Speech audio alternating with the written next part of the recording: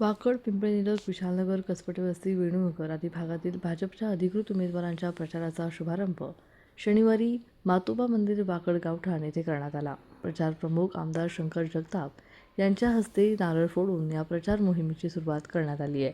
आमदार जगताप यांच्या मार्गदर्शनाखाली संपूर्ण पॅनल प्रचंड मताधिक्याने विजयी होईल असा विश्वास उमेदवारांनी व्यक्त केला आहे.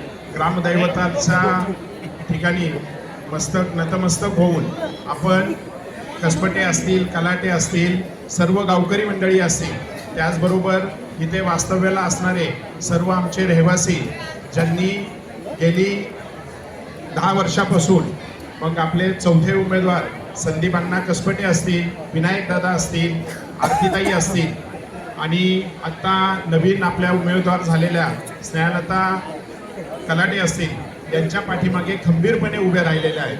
आणि निश्चितच आजची ही तुमची प्रचाराचा शुभारंभ पाहता विरोधकांना नक्कीच धडकी भरलेली असेल.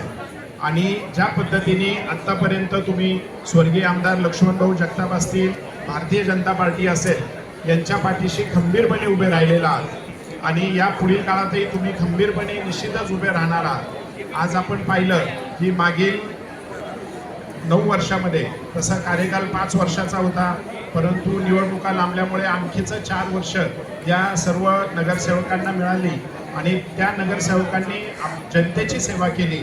आणि जनतेची सेवा करत असताना मग पाण्याचा प्रश्न असेल, रस्त्याचे प्रश्न असतील, वाहतुकी असेल, आरोग्याचा असेल, ते सोडवण्याचा आटोकाट प्रयत्न केलेला आहे. पण वाढतं शहरीकरण पाहता जे काही नवीन अडचणी, नवीन प्रश्न निर्माण होतात, त्याच्यावरही मात करण्याचा आम्ही सर्व कार्यकर्ते या पुढील काळामध्ये प्रयत्न करणार आहोत.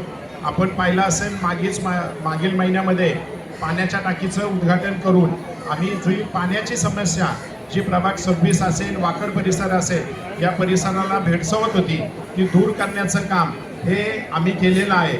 आणि निश्चितच आपण पाहिलं असेल 2014 पासून माननीय आपल्या देशाचे पंतप्रधान नरेंद्रभाई मोदी यांचं सरकार आल्यानंतर जो बदल झालेला आहे आणि त्यांनी जे स्वप्न पाहिलेलं आहे 2047ला विकसित भारत घडवण्याचा, आत्मनिर्भर भारत घडवण्याचा, त्याला साथ दिली आहे. ते आपल्या राज्याचे कणखर नेतृत्व आणि आपल्या राज्याचे मुख्यमंत्री माननीय आपल्या सर्वांचे लाडके देवाभाऊ यांनी त्यांना त्यांच्या हाकेला साथ देऊन महाराष्ट्र आता थांबणार नाही या उक्तीप्रमाणे आपण सगळेजण या येणाऱ्या 2026च्या सार्वत्रिक निवडणुकीच्या निमित्तानं 15 तारखेला आपण सर्वांनी तो महाराष्ट्र न थांबण्यासाठी, विकसित भारत घडवण्यासाठी येणाऱ्या 15 तारखेला आपण सर्वांनी कमळ या चिन्हासमोरील बटन दाबून या 4ही उमेदवारांना, त्याच्यामध्ये संदीप अण्णा कसपटे असतील, आमचे विनायक गायकवाड असतील, स्नेहलता कलाटे असतील